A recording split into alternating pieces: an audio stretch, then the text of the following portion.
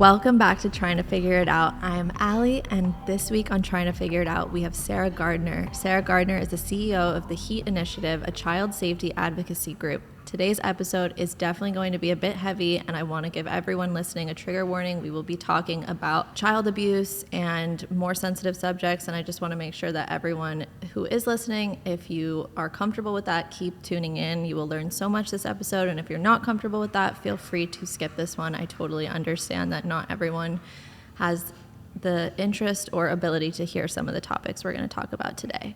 And before we get into it, for my listeners who are new here on Trying to Figure It Out, we do exactly that. We try to figure out life. We talk about navigating life in your 20s. And this week, I'm so excited to have Sarah here with us. Welcome, Sarah. Thank you so much. I'm so glad and excited to be here. And just to your point about the difficultness of the issue, I'm really grateful to you for having me on, because it is the kind of issue where sometimes it's easier just to turn away. So the fact that you've even acknowledged it and want to talk about it just means a lot to me personally. Well, that goes both ways. I'm super grateful to have you here. I think just in general on this podcast, I had no idea when I started it where things were going to evolve to. And I originally thought it was going to be mainly mental health and my own stories, and I've been so blown away by all the guests that I've had on and all the subjects that we've covered. I could have never imagined covering some of the topics, and I think this one is, new for me. I'm going to be learning language I haven't heard used before. I'm going to learn so much, and I know my listeners are too, and I'm super excited to get into it with you, so thank you. Before we get started, I kind of just want to go into your background. I want to start with a general overview of what the HEAT Initiative is so that my audience knows a bit about what we're going to be talking about in today's episode. So could you give me a brief summary of the HEAT Initiative and your mission? Yes, absolutely. So the HEAT Initiative's goal is to get Apple to change some of its policies related to child sexual abuse imagery and video. Apple as a company is a great company, and they do a lot of things really, really well. But one area where they are seriously behind their competitors and lacking in solutions is around stopping the flow of child sexual abuse images and videos. Thank you for sharing that first off. And I'm excited to get more into it because there's so much to learn. But before we do that, I want to just kind of get into some of your background and who you are and how you got into this field. So can you share with me what got you to want to work on such, a meaningful and intense topic, and kind of how you got into it? Yeah, because I definitely can admit that growing up, I was not thinking I would become a foremost expert on technology and child sexual abuse imagery and video. That wasn't what I had set out to do. I traveled to Southeast Asia right after college. My grandfather gave me a little bit of money as a gift, and he was go out and see the real world, which was an incredible, incredible gift. So I was in Southeast Asia, in Cambodia with a bunch of friends. And when you say friends, you acquire people as you travel, right? So some were new friends, some were old friends. And we were sitting outside of a hostel, drinking beers one night, and this motorbike pulled up in front of the hostel.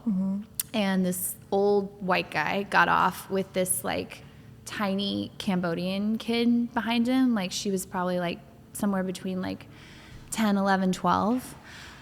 And they turned and they just walked past behind the table, past the table we were at, and just went up the stairs of this hostel. And all of us were just what is happening? Completely frozen. You could just tell. Yeah.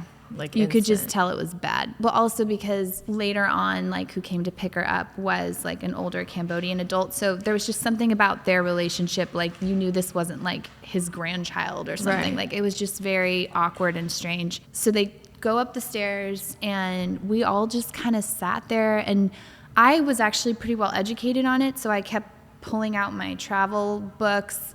At that time it was books, trying to find what number to call. I was okay, this is a trafficking situation. We need to call a local org or something, and but nothing materialized. And so 25 minutes or so, they came down the stairs. This motorbike came back with a different adult on it, and the girl popped on the back. Off they went. And then the guy stood next to the table and was it was just like dead silent because we knew he knew and he knew we knew. Right. And it was like, are we going to like call him out? Are we going to get like in a fight with this guy? Like what what's can you the do? Yeah. And you're in a foreign place, so you don't really know like the personality types, you don't know the culture, you don't really know what you're getting yourself into. And so instead he was like, I'm going to go get some food, and like off he walked. And honestly, like the regret that I have from that one experience of not like doing something like going up the stairs and banging on the door. And it's like the really sad thing is that kid probably dealt with that all the time. That fueled me and continues to fuel me for a really long time, because I think about, she's probably 30 now and I'm 38, and it's like, why? So you ask about why I do it. It's like, it's so fucking random that I'm like privileged and get my life and haven't had to deal with that.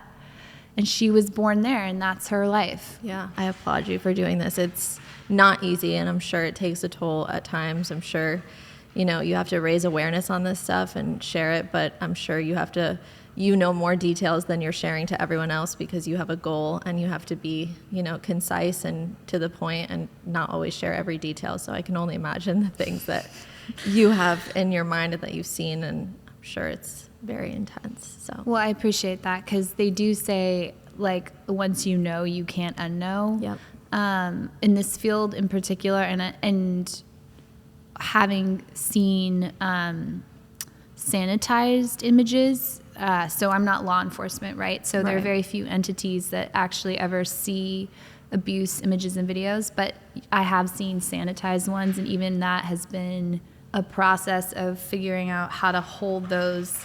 Like I literally hold it in my brain in a different section, and I have to keep it blocked off from my own life. 100%. You have to compartmentalize, but in a way that's still like safe for you mentally, because sometimes compartmentalizing can, like, there's a thin line between compartmentalizing and suppressing emotions, you know? It's a very thin line.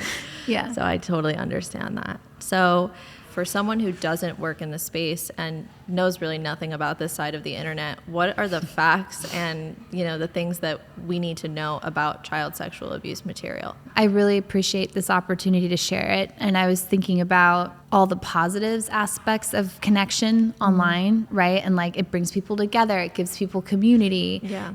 The obverse of that is true as well, right? Yeah. So in the late 1990s, early 2000s, the agency in the United States that was the most sort of important in child sexual abuse imagery cases was the U.S. Postal Service, because it was all traded in the mail. That's insane. So the way they would catch people is like developing it at like a Kodak store, right? And then putting it in the mail. What a different time. Oh my God. Insane. It's insane. So I would have never even known that. I know, right? And so, crazy. I mean, first of all, it's kind of amazing because the Postal Service were like the heroes of this issue then. So that was kind of awesome. But the other reality of it is far fewer people created it, participated in it and shared it because the threshold to participate was so high. Like, how do you meet people? Right. To be like, oh, hey, do you want to share a trade? Like, so you had to risk so much more to participate.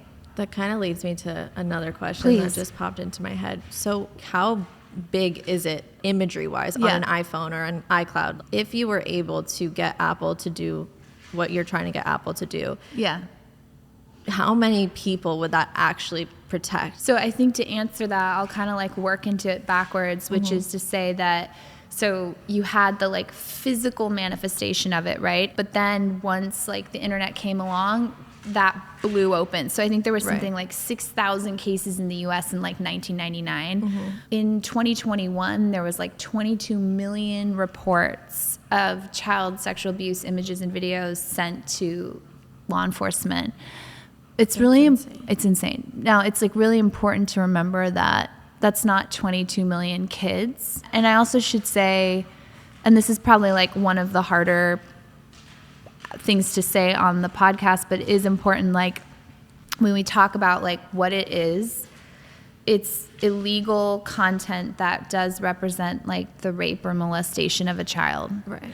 And the majority of the content produced are of prepubescent kids. Right. And is this used as like, is it pornography or is it photos of like just photos out there of children being abused? Or is it both? No, I really appreciate that question because there's been a huge push in the movement to get rid of the word pornography, because pornography, like we think of like adult pornography, right? Which is not illegal and can be totally like healthy and fine.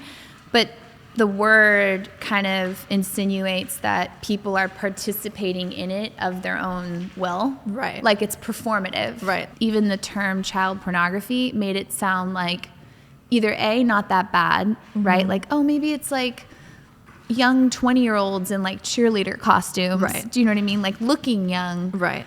But what we're actually talking about is kids themselves. That is then illegal content. It is getting like more violent and more abusive. So not to go into too much detail, but like you will have a series where an adult abuses a kid. The first few images of that series will be like more benign. Because they want to make it like feel like real life.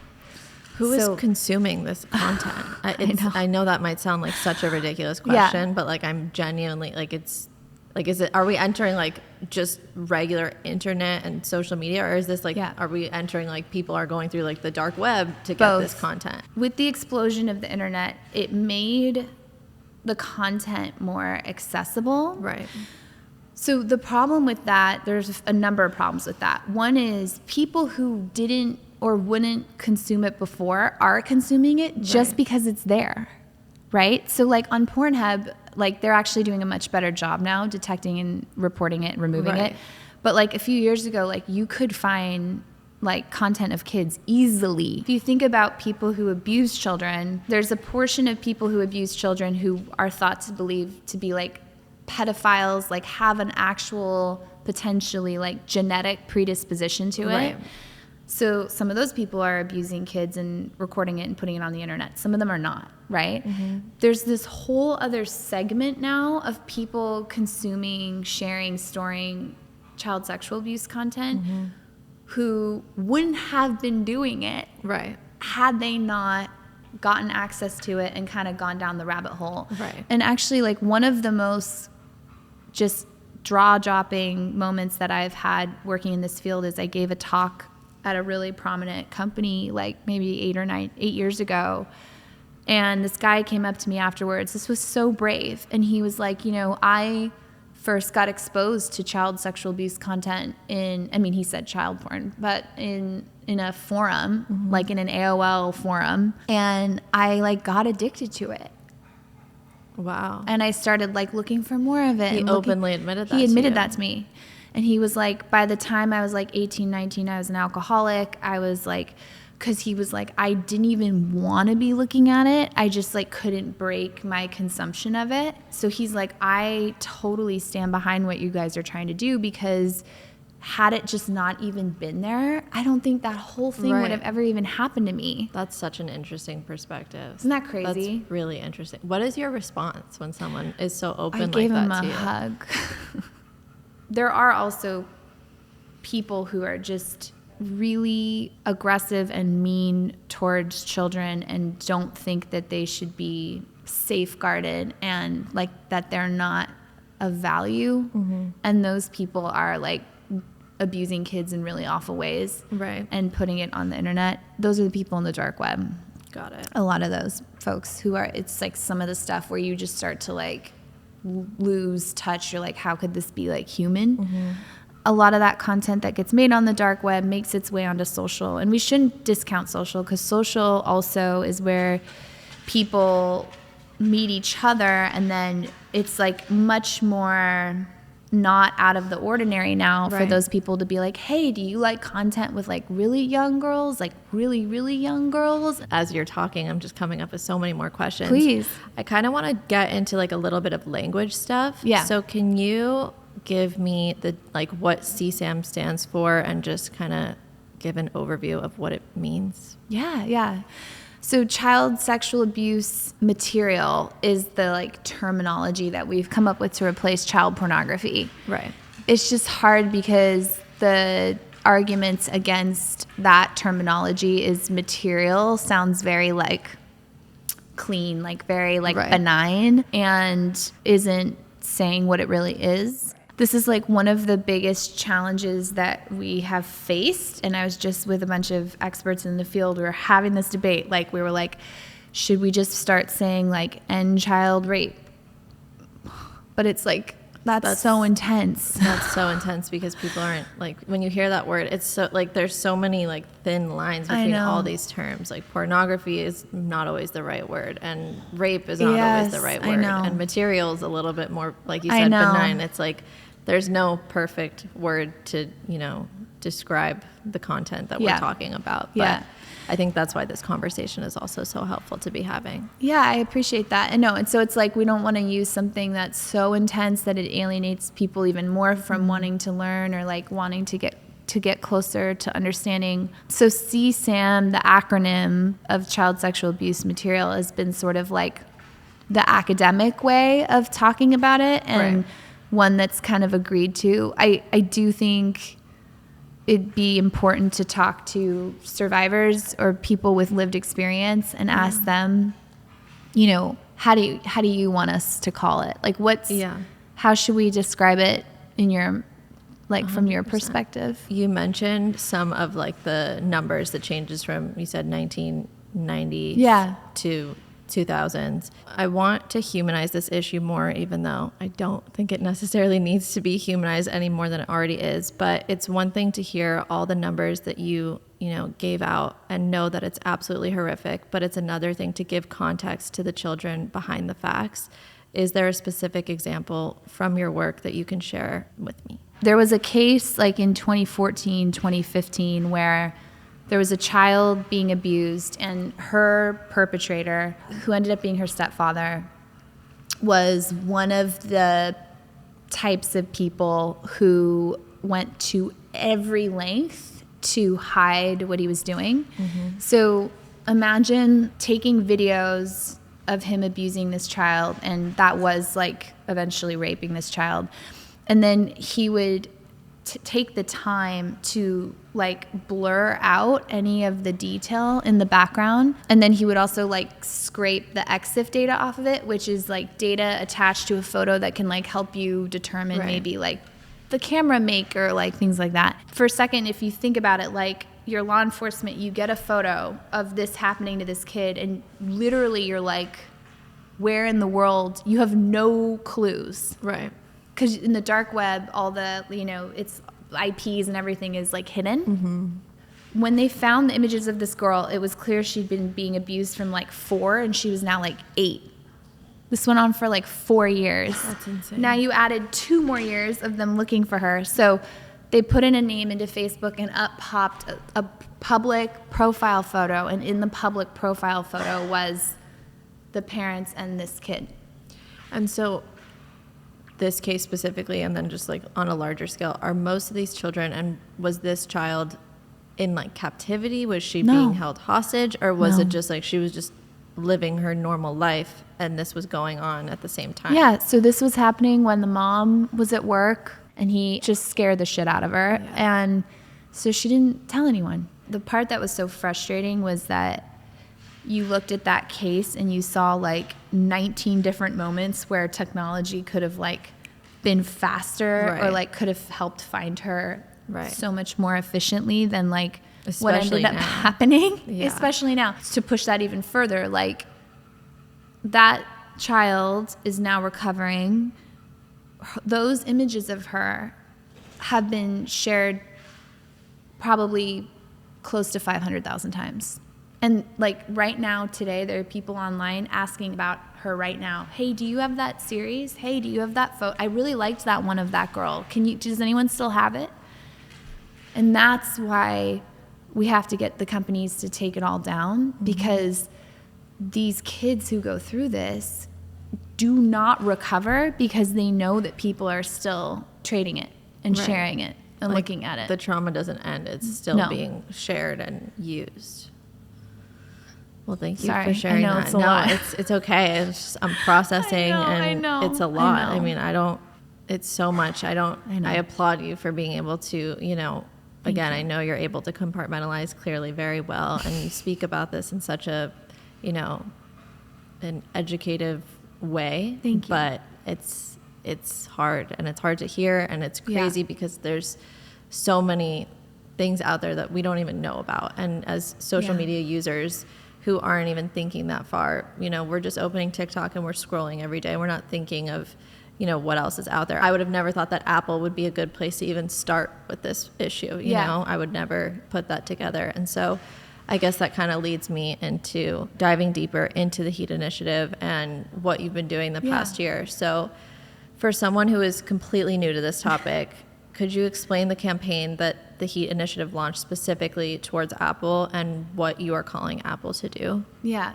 So Apple made a commitment in August 2021 to begin detecting child sexual abuse on their platform. And then they walked away from that commitment, and they've expected that no one is going to come knocking on their door saying that's not enough. But we're here because we now represent the community of people who are saying, no, Apple, you don't get to just ignore or turn your back on this issue. Mm-hmm. And I have the absolute privilege of working with some survivors of this extremely horrific crime.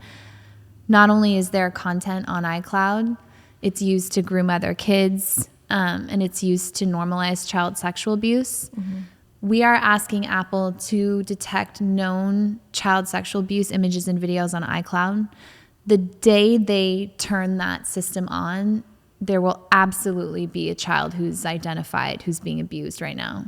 There's something that you just said too. I'm actually interested in asking you and other people in social media to decide if we want to change it. What are the rules that you guys want to set for yourselves? 100%. But I think the hard part is that that content doesn't even approach me. I don't really see videos that make me uncomfortable. And when I do, I click that this made me uncomfortable. Or sometimes TikTok will ask me, did that make you uncomfortable? Or is that the type of content you want to see? And so I think because these algorithms are so good now, so many of us are, we're blind to what's actually happening. We have no idea because literally we have something called a For You page now. That is now a thing that exists for content users. And it's good and bad. You've been saying this whole conversation because there's so much that you can avoid now. It's so catered to you specifically that if you don't seek it,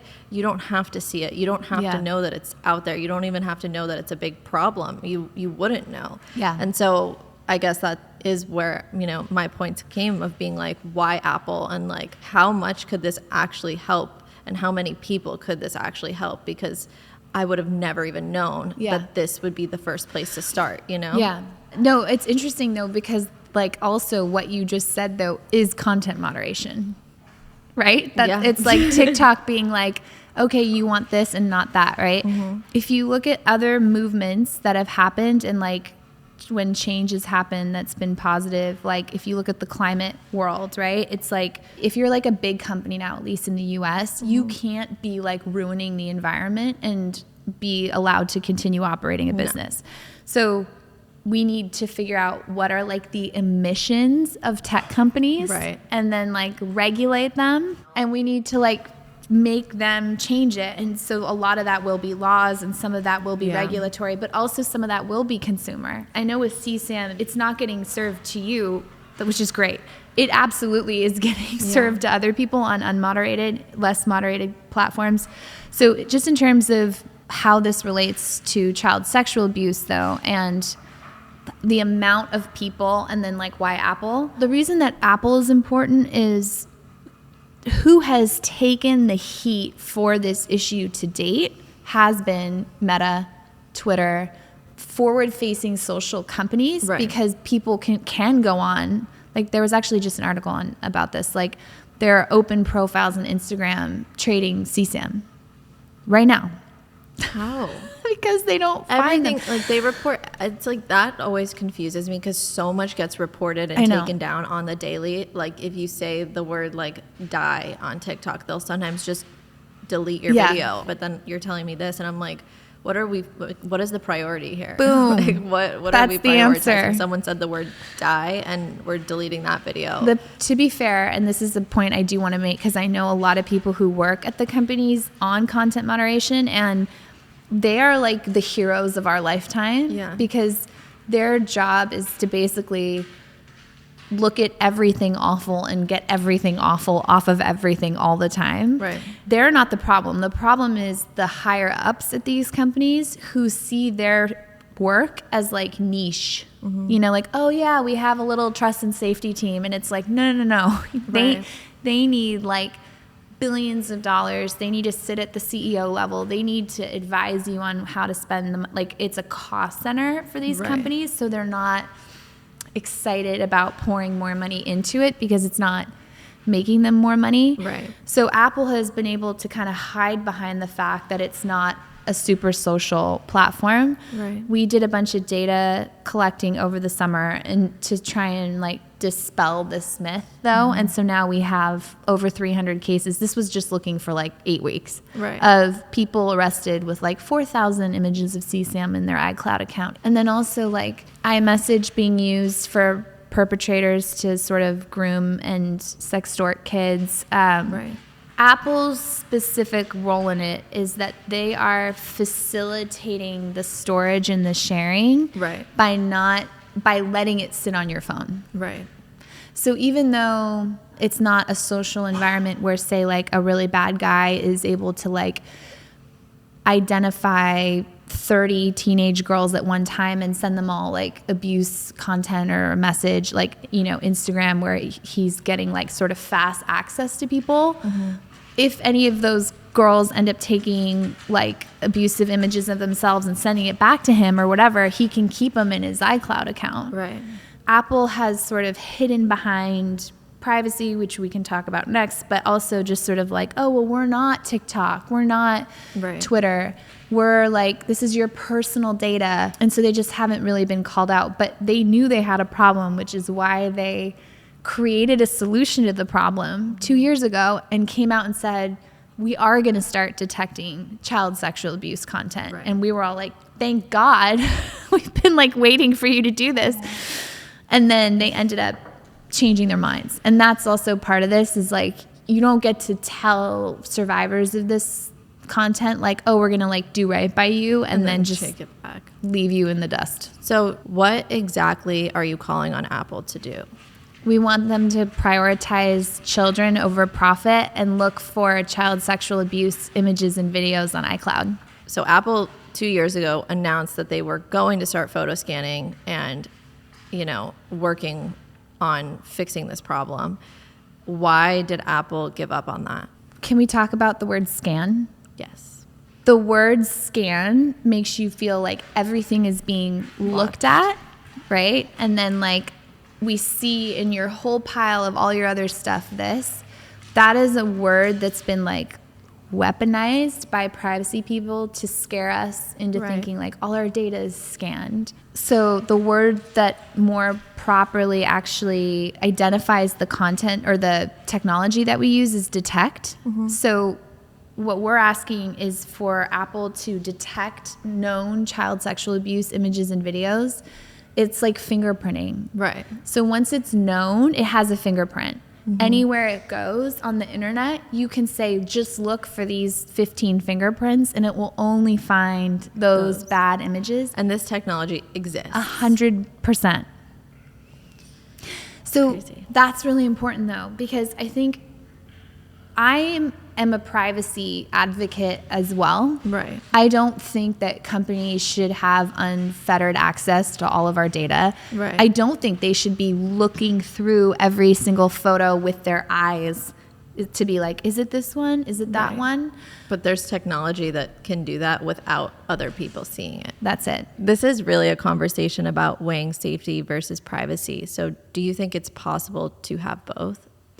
Yeah, and respectfully, I would love to challenge the notion of that question, because I think that that is actually a false binary that's been set up between these two ideas, and that they actually completely coexist, which is that we can protect children and have their safety top of mind, while also like not having our data stolen or abused as like adult users on platforms. 100%. As a society, we make certain agreements all the time. Mm-hmm. One of them is you actually can't have absolute privacy in certain situations in order to have safety. So when you go on a plane, your bag goes through the detector. Oh, I love where this is going. This is such a good analogy. I can already see where it's going. Right? Because you don't want to get on a plane with a bomb. Right. But if you don't have anything in your bag, no one's watching. No one cares. Literally. I can understand that like what you guys are advocating for is not everyone's photos to be watched and looked at and, you know, totally invaded, especially if you're saying it's a technology thing. If there is a literal technology that exists where it's not people sitting in a call room, you know, looking through all of our photos being like, oh, because that feels invasive. That feels invasive, but also I don't even think that's realistic. Who has the time to be looking at it? But if there's a technology that can detect something so crucial that could save children and protect children and just the children who are already safe, if it can make them feel like the content of them is not existent anymore, like those are, again, I don't really see how you can even question which one should be more prioritized. Amen. But I mean, just to pick up on like two things that you said. I like what you're saying about what are we willing to give up on behalf of others. And to your point about the urgency of this, those cases I was saying we collected over the summer, a few of those were cases where there was somebody with known CSAM in iCloud. And then those people were going on to abuse kids in real life. Mm-hmm.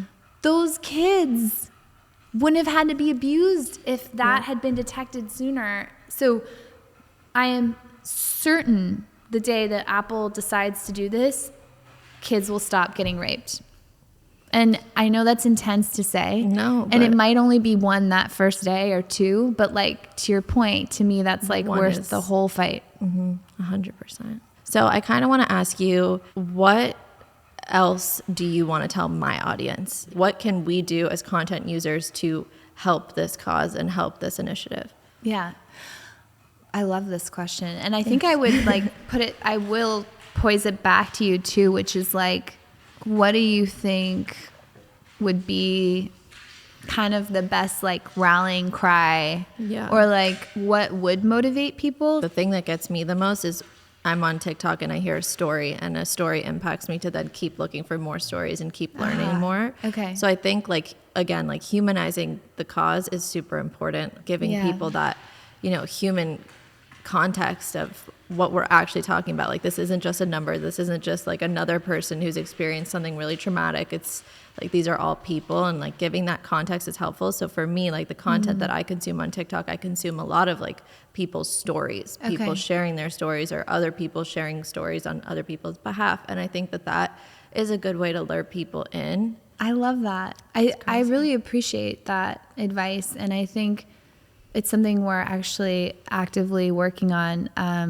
The sad part is that a lot of the kids who've survived this particular crime, because it's saved forever, I can't think of the word I'm thinking, memorialized in images and videos, they can't show their face. They can't show because they have people stalking them and like looking for them like, oh, do you know where that kid is now as an adult? The challenge that we have is we have to create that attachment. I think you're right. Otherwise it becomes this like philosophical debate. This issue is so horrible and dark. There was definitely this feeling like when I started learning about it, there was this feeling of like, maybe we can all just like get this done without having to engage the public because like, that feels A, really hard, but B, also like we don't want to make people sad about like, and so we as a field were just kind of like doing all the work and then we were like, oh, we'll be able to.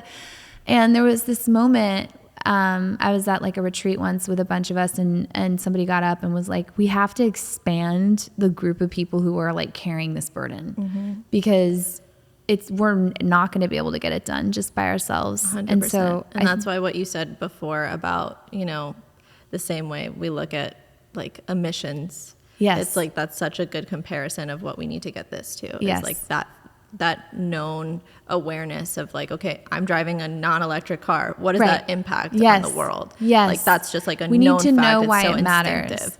All of this that we're talking about is super specific to CSAM, but I'm wondering, what is your opinion on TikTokers and content creators who are comfortable and open to sharing life as a mom or a single mom, or, you know, just a happy family with 2 kids? What is your take on that? And do you think that there's a world where it can be safe for content creators to post their daily life with their children and be authentic, but also be safe to do so?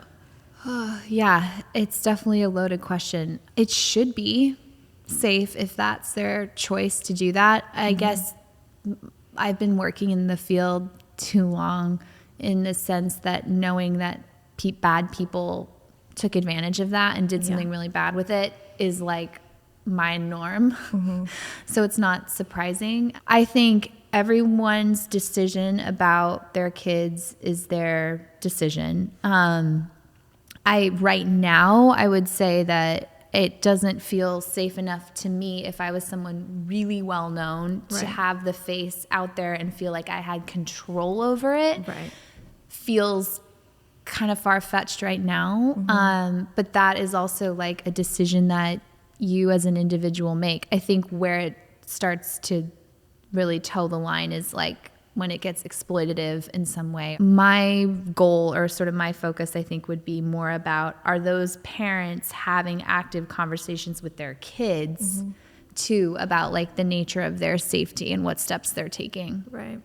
That makes a lot of sense. Thank you. We have covered so much in this episode, and I just want to start off by thanking you and telling you how grateful I am to have you here to share this with me, and to allow Trying to Figure It Out be a place where you continue this conversation and go deeper into this conversation. I do love to end on a really positive note, because I know that this was a bit of a heavy episode. So I do this thing at the end of every episode where it's called Al Piece 3. I pick 3 songs that I add to a playlist after, and it basically is just a way to bring music into the podcast. I think music is something that brings everyone together. It's a positive thing. It can just kind of make you feel better. So I wanted to ask you, what are 3 songs that you just can't stop listening to in the last couple weeks or months? Oh, I know. This is so bad, though, when you're like the mom of 3 little people, because you're listening to do you want my music? Honest answer? Because Yes, these songs are I do. going to end up in your... I do. I want the honest answer. Like the recent one that somehow like took off with my 6-year-old is Living La Vida Loca. Oh my God, that's so cute. Yeah. We don't know why that is like his jam. I love that. And then I've been listening to the song called The Eye by Brandi Carlile. It's really beautiful, and it's like you can only like make stuff happen in a storm when you're standing in the eye, and it's kind of like how I've felt launching this whole thing. We've been doing a lot of Barbie. I'm sure everybody's saying that. I'm just going to add some Barbie songs. Just add some Barbie. I love it. A lot of Barbie. You. I appreciate it. Well, thank you so much for joining me today, Sarah. I, again, cannot thank you enough. To everyone listening, thank you so much for tuning in this week. Please tune in next week. We'll have another episode for you. And I love you guys. And thanks for coming on Trying to Figure It Out. Thank you.